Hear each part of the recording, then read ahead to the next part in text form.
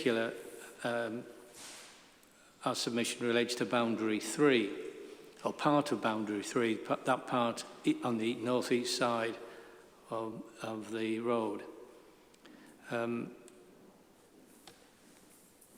In our previous submissions, written submissions, we've put forward, well, we put it forward originally as a suggested allocation for housing then employment. And it is the employment side that we pursued through our written representations. And in the initial technical appraisal for the site by the council, I suppose the detailed criticism was one of landscape character. And it was suggested, although it wasn't ruled out entirely for that, because it was suggested that we carry out a landscape assessment, which we did, and we've submitted that as part of our evidence previously. That assessment said, if I may quote partly from it, so it said, in terms of landscape, there is the potential to accommodate employment land uses at this location with limited effects on the landscape character and visual amenity. The site is a logical extension to the existing industrial and commercial land uses, and a change in use at the site would not compromise the landscape character or openness of the countryside. This is our landscape consultant. And he suggested that a robust landscape structure plan be prepared for the site, which, with a management strategy, which would ensure the long-term viability of the existing vegetation and provide and build upon the existing tree line along the, what would it be, the south-east part of the field. So that is a definable and permanent boundary which could be made more robust in carrying out any development. Now, I know there's an issue between what we're here for today in terms of the green belt definitions and future probable development of land in the countryside.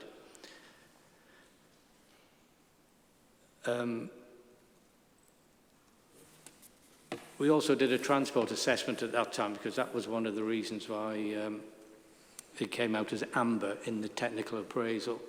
But again, in the submissions we've already made, including that assessment, the consultants determined that it was a sustainable and accessible location for an employment development. Now, I haven't been involved in the discussions, but I've listened to some of them on YouTube or whatever it was on, and there's been a lot of debate about the soundness of the employment and land allocations and figures and so on, and I'll leave that at that. And all I would say, if you find that, and your colleague find it unsound in terms of the amount of land that's been allocated, this would be an excellent site to satisfy some of that demand, because it is part of the, well, it's not part of the industrial estate, but it's adjacent to the industrial estate, which the council recognises as, in its documents, as an important industrial area which they want to preserve.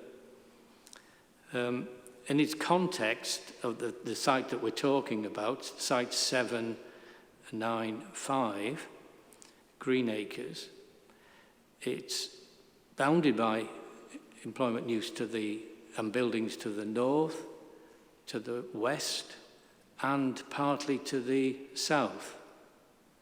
And that boundary partly to the south is also marked by a very strong tree line, which I mentioned before. So there's a definite boundary to the southern side. So when one looks at the purpose and the criterion in the topic paper and run through them as we did in our submissions in July, when was that? July 21. Our submission reference is 205868, 205868. We said we didn't think it was reasonable or indeed needed to leave this land undeveloped to prevent coalescence, particularly with Dunnington. Merton is mentioned in the appraisal by the council, but if you look at page 165, the last part of that paragraph, it says boundary 3 helps to constrain coalescence with Dunnington to the east. Well, I think that's stretching a point a little bit too much. The A166 would be a far more significant constraint to development to the coalescence with Dunnington. So I'm repeating some of the points I think I've already heard this morning from others about the particular soundness of some boundaries in terms of coalescence and sprawl that we've just been mentioned in the previous speaker. And I'd endorse those comments that have been made by others. But going on to the next criteria, the landscape and setting, we don't believe that the site would materially or adversely affect the rural setting or the open approaches, which are mentioned in the council statement, of the outer ring road, the A64 or the A166. And as I've already said, we presented a landscape analysis to demonstrate that will be the case.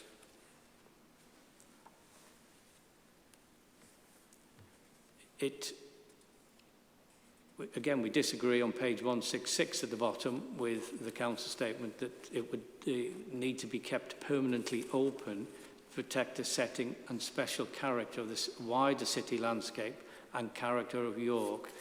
And we've heard already a reference to the clock face. Well, I think that again is an overstatement of reality, really, in terms of in relation to this one particular site and one small boundary. The village's, the clock face would still be compact, even if the green belt boundary was moved outside this site.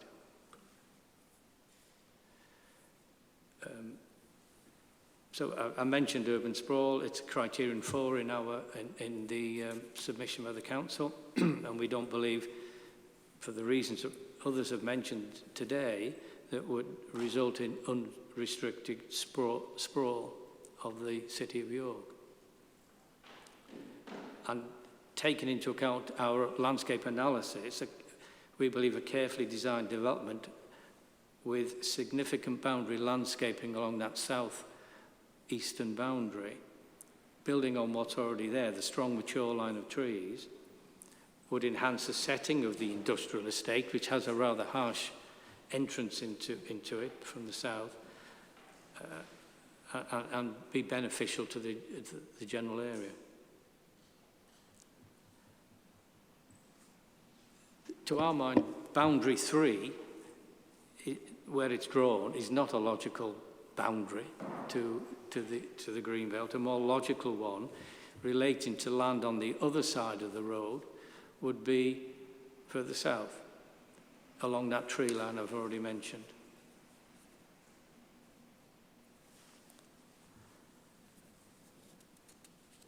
And I think that's is in a nutshell what our comments would be in relation to that particular boundary. It's not a sound boundary by any of the definitions that I can see the council have used.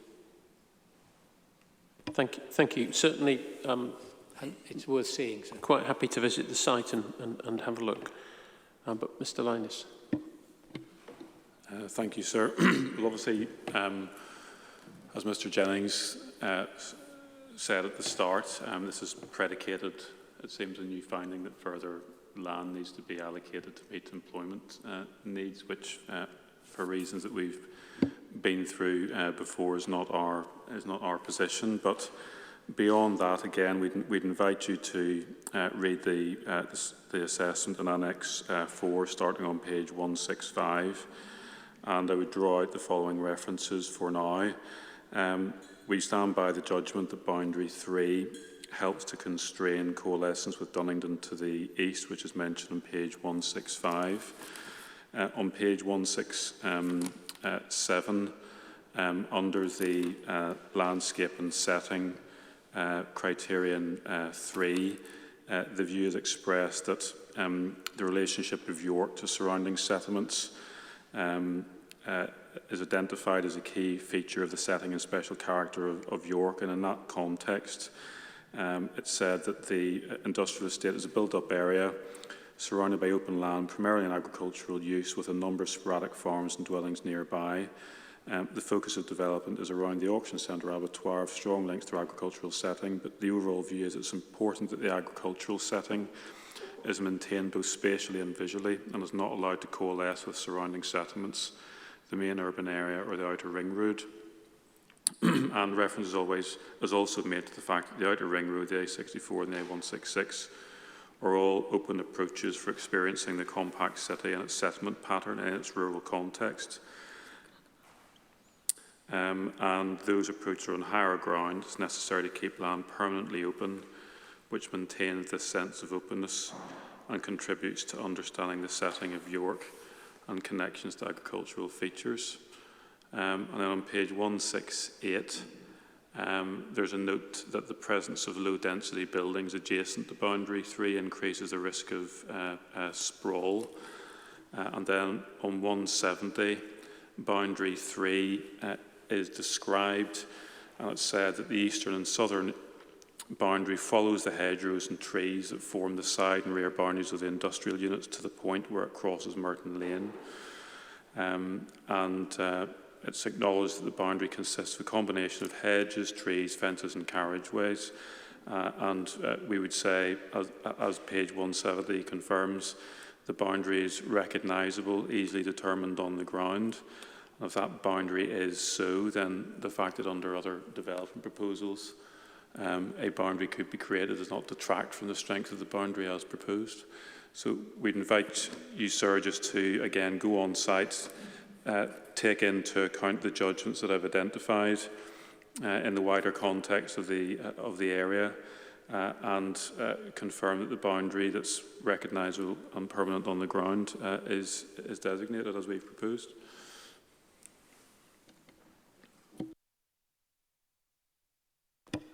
Okay, I'm happy to do that, precisely that site visit. Yes, just briefly, sir. Yeah. Clearly, I disagree with the council's position on that, and do take a strong stance against the statement made that on page 167, the development of this, or the green belt boundary, would prevent coalescence with surrounding settlements. I mean, it's so far removed from any settlement that with intervening development, I just do not see that as an issue. And we, in our assessment, did assess it from the A166. So the character appraisal was assessed from the vantage points that have just been mentioned.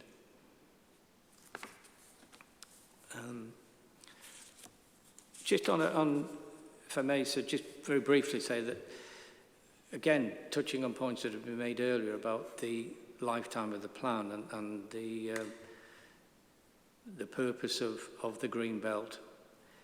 If it's drawn so tightly as it is around the Merton Industrial Estate, it doesn't allow for any expansion of that industrial estate.